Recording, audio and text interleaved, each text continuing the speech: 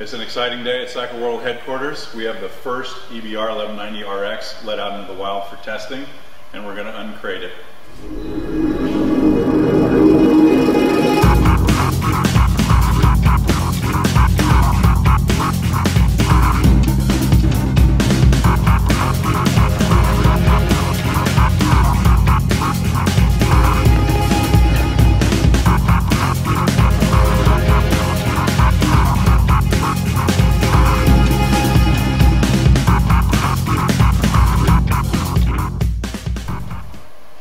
Fresh EBR 1190 RX. We just got it out of the crate in the Cycle World studio, and we're going to wheel it around and weigh it, but first we're going to see if there's any gas in it.